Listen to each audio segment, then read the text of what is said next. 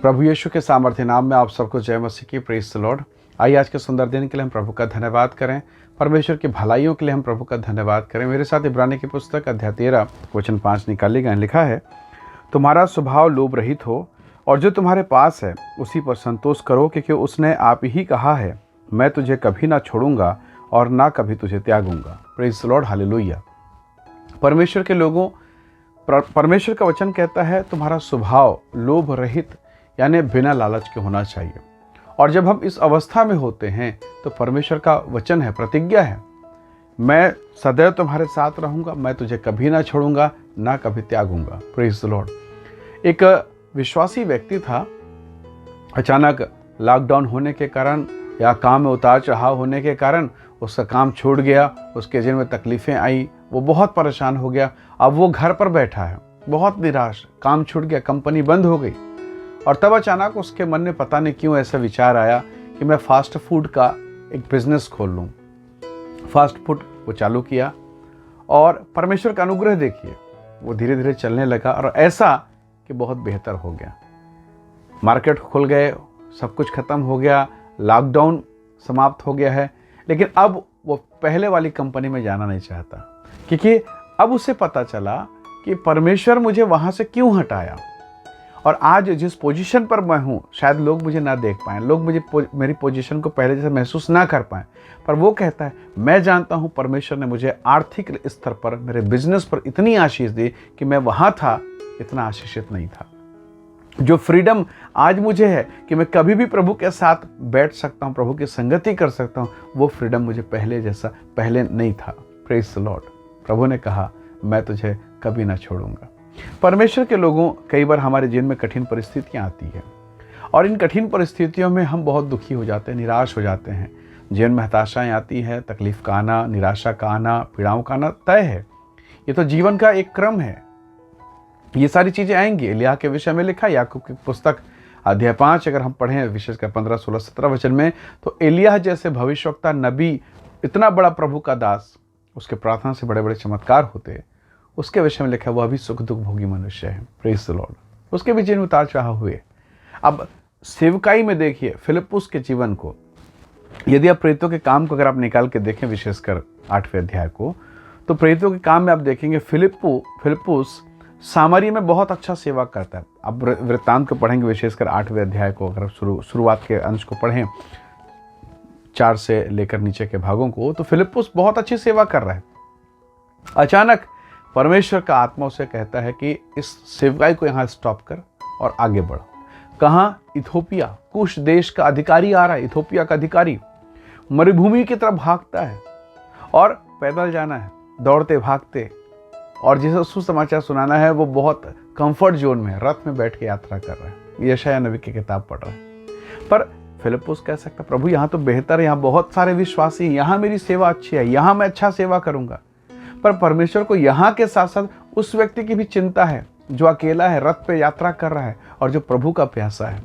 प्रभु फिलिप्पुस को उठाता है, कठिन दशा में लेके जाता है और वहाँ एक ऐसे व्यक्ति को सुसमाचार मिलता है, जीवन बदलता है। अब सोचिए, वो इथोपिया में जाकर, वो कुश देश में जाकर वो परमेश्वर के वचन को कितना तेजी से फैलाया होगा। Praise the Lord, hallelujah. इसलिए कठिन दशाओं के लिए भी प्रभु का धन्यवाद करें, क्योंकि प्रभु आपके जीवन के कठिन दशाओं के द्वारा अपनी महिमा प्रकट करता है, अपने महान कामों को पूरा करता है।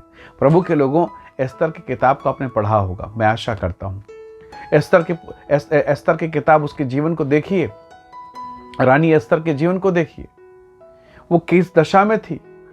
वो गुलामी की दशा में थी, परंतु परमेश्वर ने उसे ऊंचा उठाया। उसके जिन कठिनाइयां आई, परमेश्वर ने उसे ऊंचा उठाया। और अब रानी बनकर क्या उसका जीवन इतना आसान हो गया? नहीं। आज उसके संपूर्ण यहूदी जाति पर संकट है। और तब वो कठिन दशा में वो रोई, वो निराश हुई, ऐसा नहीं है।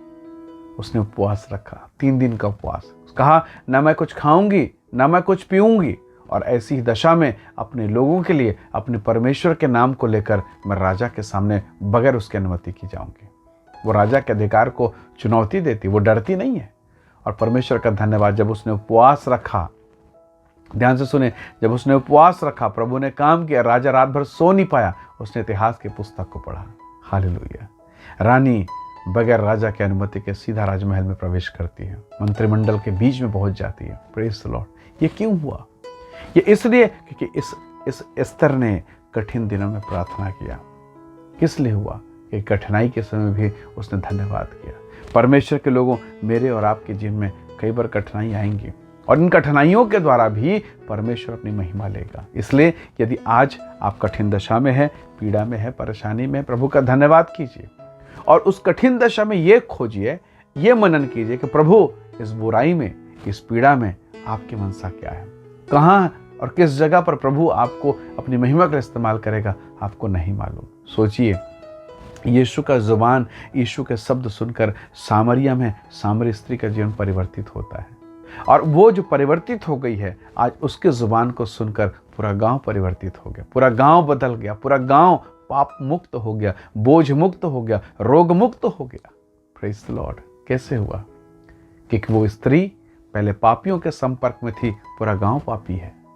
अब वो स्त्री शुद्ध करने वाले, पवित्र करने वाले प्रभु के संपर्क में है, पूरा गांव पवित्र हो रहा है। हालेलुया। आप किसके संपर्क में हैं? कठिन दशा में निराशा के संपर्क में हैं, कठिन दशा में आंसू के संपर्क में हैं, कठिन दशा में उदास हो गए हैं, या आशा देने वाले यीशु की ओर देख रहे हैं? कठिन दशाओं में आइए हम अपने मन को परमेश्वर की ओर लगाएं। दाऊद कहता है, मुझे सहायता यहोवा की ओर से मिलती है, आपको भी वो देगा, आप पर भी दया करेगा। उसकी ओर देखें, प्रभु सहायता करेगा। मनुष्य की ओर देखने से बेहतर हम परमेश्वर की ओर देखें, प्रभु आप हमारी सहायता करेगा। आइए दुआ करें, प्रार्थना करें, प्रभु का धन्यवाद करें। सर्वशक्तिमान पिता, मेरे प्रिय लोगों पर दया कर कि आपकी सामर्थ, आपकी सहायता कठिन समय पर बहुतायत के साथ मिलने पाए। आपने अपने दास, अपने सेवक पौलुस से कहा, मेरी सामर्थ निर्बलता में सिद्ध होती है। इसलिए प्रभु हम पर भी दया कर, ताकि हम अपनी निर्बलताओं में तेरी ओर देखें, कठिन दशाओं में तेरी ओर से सामर्थ को प्राप्त करें। प्रभु धन्यवाद सारी आशीष के लिए। महिमा और आदर देते हुए विनती उद्धार करता प्रभु यीशु के नाम से मांगते हैं, आमीन आमीन। प्रभु आप सबको बहुत ऐसे आशीष है। बहुत धन्यवाद। जय मसीह की। Praise the Lord.